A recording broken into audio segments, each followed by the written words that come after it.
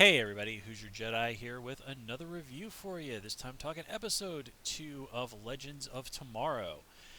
And this episode, if you kind of look at it, was is technically called Pilot Part 2. And it's very clear that this was sort of intended, the first two episodes, to kind of count as sort of a mini movie. And that was kind of one of the weaknesses of the first episode, but here, this is where things really start to gel and pay off.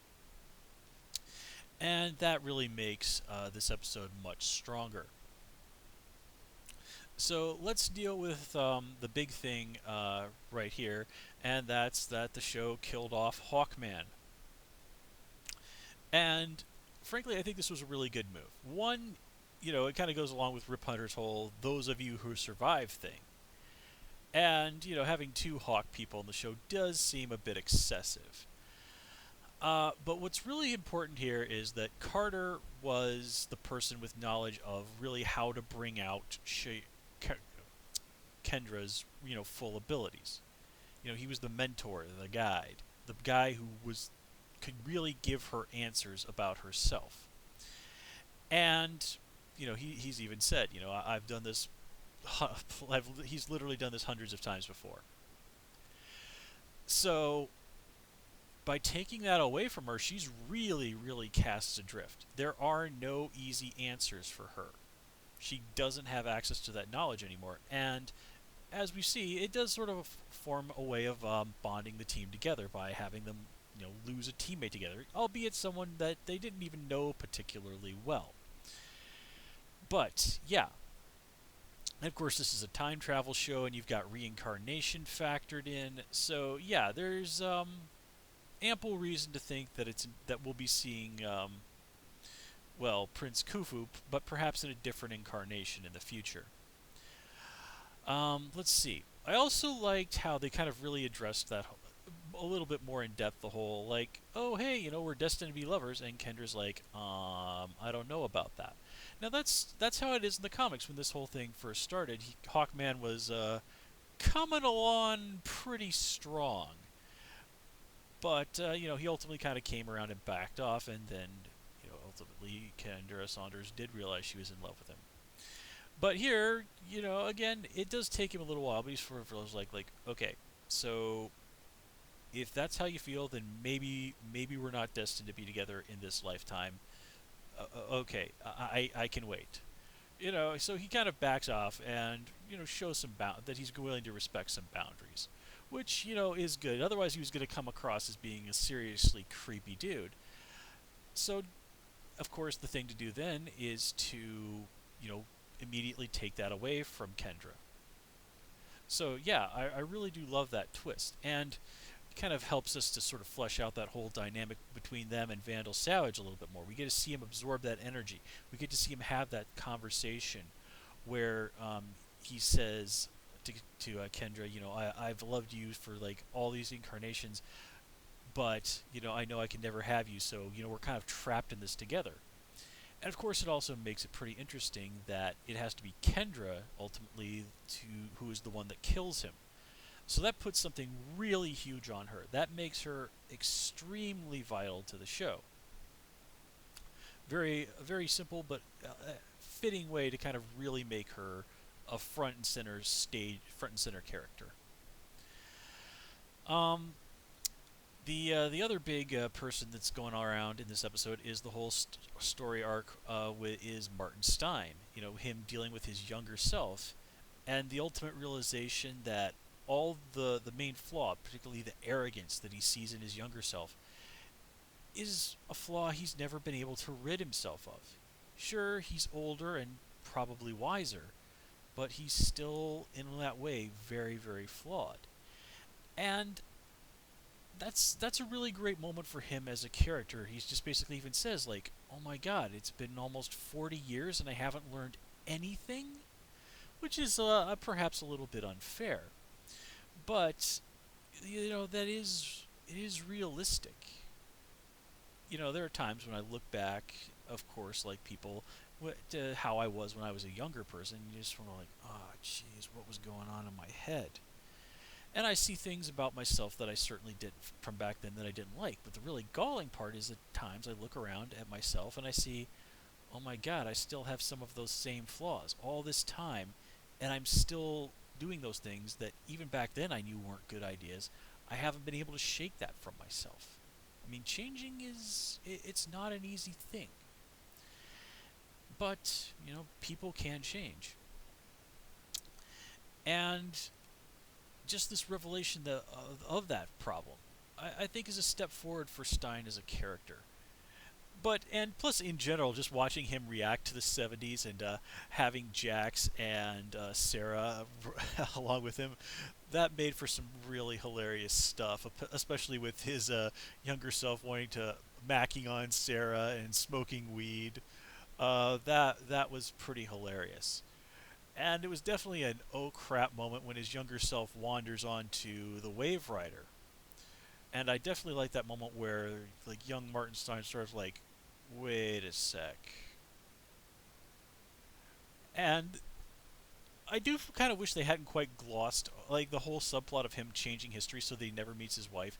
That did seem to be a bit rushed, and I really didn't like how at the end Stein doesn't say, "Look, kid, do yourself a big favor, go to that mixer tonight. Trust me on this."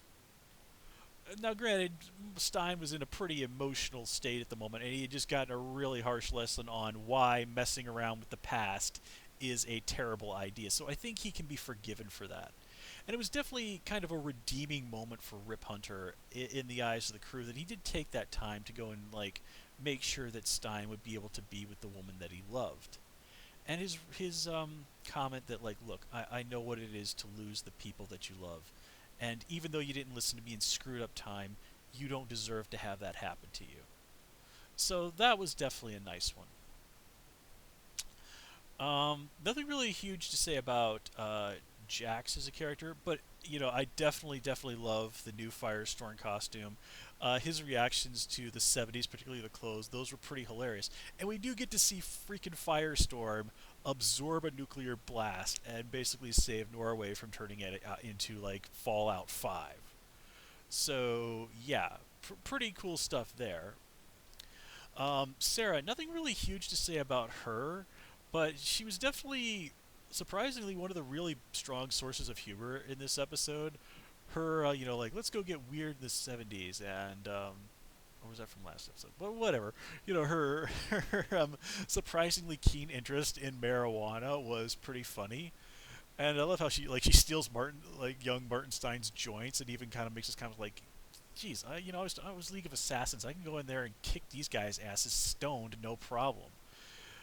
Um, yeah, that that was some pretty hilarious stuff, and not entirely unfitting given her past as a pretty serious party girl. So let's see, what else do we have to talk about? Now this episode I really like because it's probably the best episode of any of either this show or The Flash in terms of characterization for Heatwave.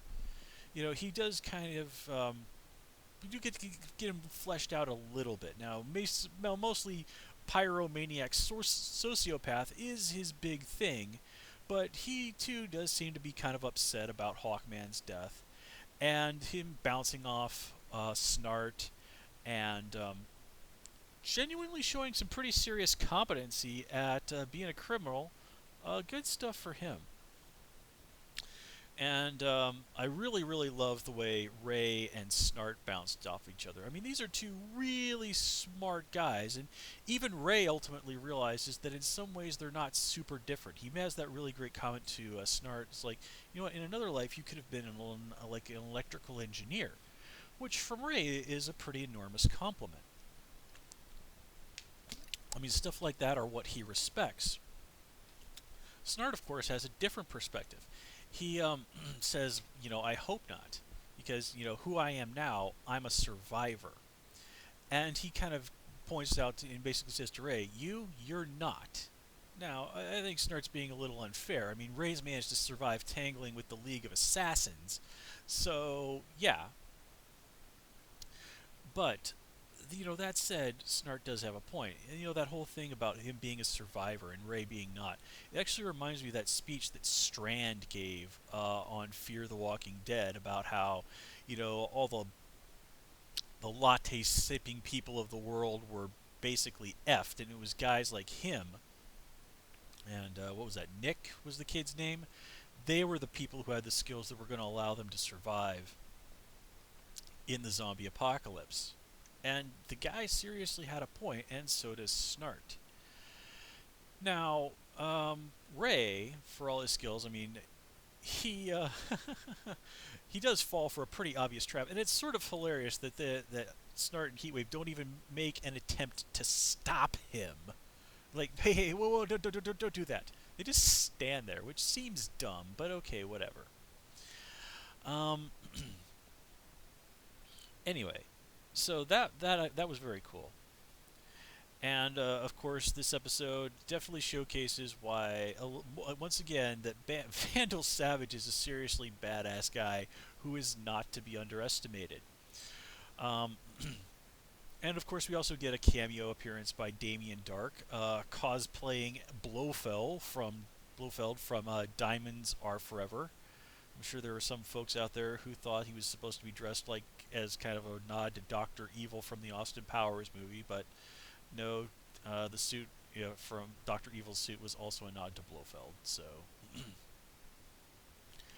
yeah, not really much to that, but still kind of cool. And I really like how Vandal Savage very quickly figures out that, oh wow, these are people from the future. And it just, again, really reinforces this is not somebody to underestimate. I mean, who would have thought, like, oh, people from the future are trying to take me out? And in fact, it actually reminds me of probably Vandal's one of the most famous quotes from Vandal Savage, and it goes, "Send me your superheroes, past, present, or future.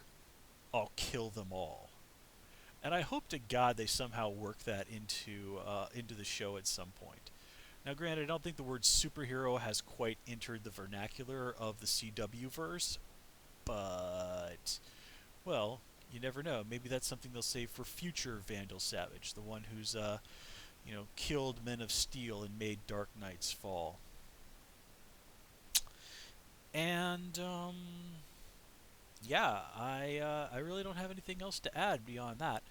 Again, this show, it took a while. I mean, the splitting it up over the two episodes, not the best move in terms of storytelling, but networks and ratings and whatnot.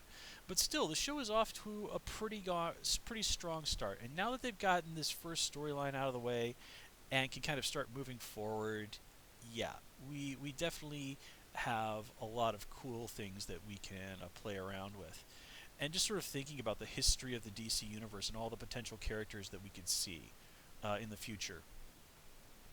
There's at least one very important DC character from the past who's been confirmed to be coming on the show. And just thinking about the history of the DC universe, I mean, there's characters like who've been around for a long time or from the past, like Madame Xanadu. Don't think they really want to do her because they've been pretty light on the magic. But characters like Vigilante or the Shining Knight, I mean, those are definite possibilities. I don't know if they have the rights to Alpha Centurion. He's a character who's actually originally from ancient Rome, but he'd be pretty cool. I always did like him.